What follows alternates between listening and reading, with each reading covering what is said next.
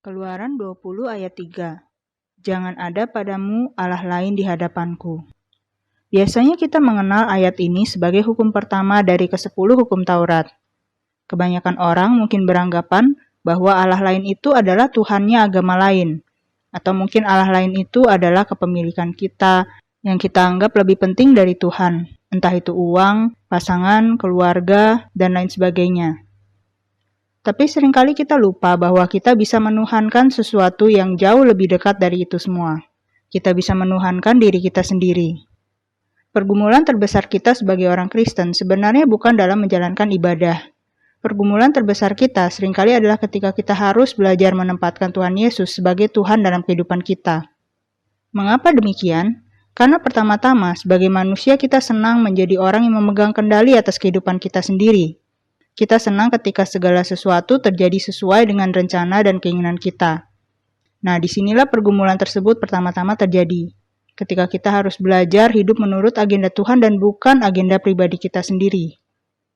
Pergumulan yang kedua biasanya muncul karena kita sebagai manusia, kita senang dipuji dan ditinggikan oleh orang lain.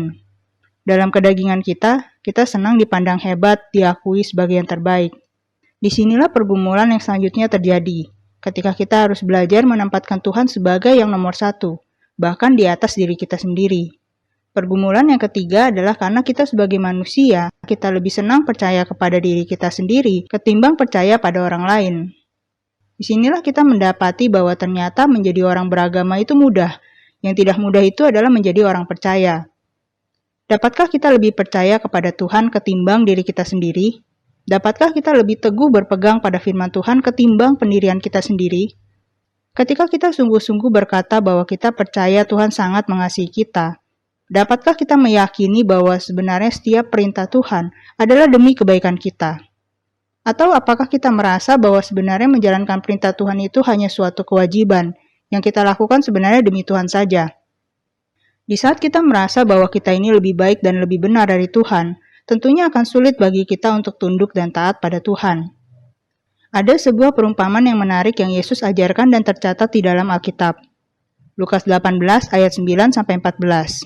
Dan kepada beberapa orang yang menganggap dirinya benar dan memandang rendah semua orang lain, Yesus mengatakan perumpamaan ini. Ada dua orang pergi ke bait Allah untuk berdoa, yang seorang adalah Farisi dan yang lain pemungut cukai. Orang Farisi itu berdiri dan berdoa dalam hatinya begini, "Ya Allah, aku mengucap syukur kepadamu, karena aku tidak sama seperti semua orang lain. Bukan perampok, bukan orang lalim, bukan pezina, dan bukan juga seperti pemungut cukai ini. Aku berpuasa 2 kali seminggu. Aku memberikan 1/10 dari segala penghasilanku." Tetapi pemungut cukai itu berdiri jauh-jauh, bahkan ia tidak berani menengadah ke langit. Melainkan ia memukul diri dan berkata, "Ya Allah, kasihanilah aku orang berdosa ini. Aku berkata kepadamu, orang ini pulang ke rumahnya sebagai orang yang dibenarkan Allah, dan orang lain itu tidak. Sebab barang siapa meninggikan diri, ia akan direndahkan. Dan barang siapa merendahkan diri, ia akan ditinggikan." Dari perumpamaan di atas, menurut saudara, siapakah yang sungguh-sungguh berdoa kepada Tuhannya? Bukankah orang Farisi yang berdoa itu sebenarnya datang untuk meninggikan dirinya sendiri ketimbang Tuhannya? Mungkin saudara beranggapan bahwa orang Farisi adalah orang yang jahat dan penuh dosa. Tapi jika kita pelajari dari sudut pandang sejarah, sebenarnya orang Farisi adalah orang yang taat beribadah. Orang Farisi adalah orang-orang yang merasa bahwa ibadahnya adalah pembenaran dirinya. Bagaimana dengan kita sebagai orang Kristen? Apakah kita juga menggunakan ibadah kita sebagai pembenaran diri kita? Apakah kita beranggapan bahwa diri kita adalah yang paling benar hanya karena kita paling rajin berdoa, berpuasa, bersekutu, dan membaca firman Tuhan? Atau sebenarnya kita hanya giat beribadah tapi pengertian kita belum benar? Rasul Paulus menuliskan hal ini dalam Roma 10 ayat 1-3. Saudara-saudara, keinginan hatiku dan doaku kepada Tuhan ialah supaya mereka diselamatkan. Sebab aku dapat memberikan kesaksian tentang mereka, bahwa mereka sungguh-sungguh giat untuk Allah, tetapi tanpa pengertian yang benar. Sebab oleh karena mereka tidak mengenal kebenaran Allah, dan oleh karena mereka berusaha untuk mendirikan kebenaran mereka sendiri, maka mereka tidak takluk kepada kebenaran Allah. Saudara, selama kita masih manusia, kita bukan Tuhan.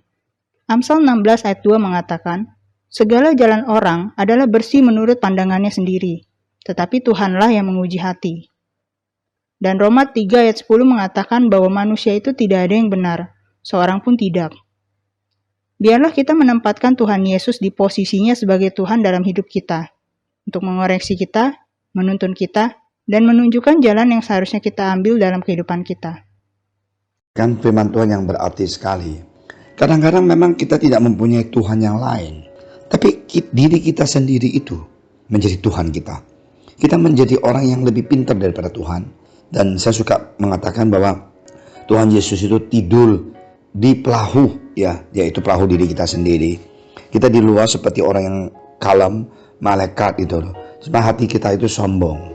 Nah, itulah yang Tuhan Yesus tidak mau, ya. Seperti orang Farisi itu di luar orang bilang dia pintar, baik, memberikan bantuan, tapi hatinya itu sombong, suka membandingkan diri sendiri dengan orang lain, bahwa dirinya lebih suci, lebih baik. Tuhan nggak mau, ya. Banyak sekali orang yang berbuat baik dan dia diam, dan dia tidak mau tulis namanya. Aku senang dengan orang seperti itu. Saya sendiri juga sama. Aku tidak suka orang memuji, kenapa ya Pak Amin baik. Saya bilang saya itu jahat sekali. Yesus yang baik, ya. Yesus yang membentuk kita, merubah kita menjadi anak Dia, ya. Tuhan Yesus berkati. Marilah kita jangan munafik. Kita terus jujur di hadapan Tuhan. Kalau kita sombong, kita merasakan diri kita benar, kita bertobat. Kita minta Tuhan ampunin, bantu kita. Kita pasti akan menang. Tuhan akan membentuk kita menjadi manusia yang lebih berkenan di hadapan Dia, dan juga manusia yang memberkati orang di sekeliling kita. God bless you. Mari kita sama-sama berdoa. Tuhan Yesus, terima kasih atas firman Engkau. Bantulah kami supaya kami tidak ada memiliki Tuhan yang lain selain Engkau. Engkau adalah Tuhan satu-satunya dalam kehidupan kami. Terima kasih Tuhan, dalam nama Engkau Tuhan Yesus kami telah berdoa. Amin.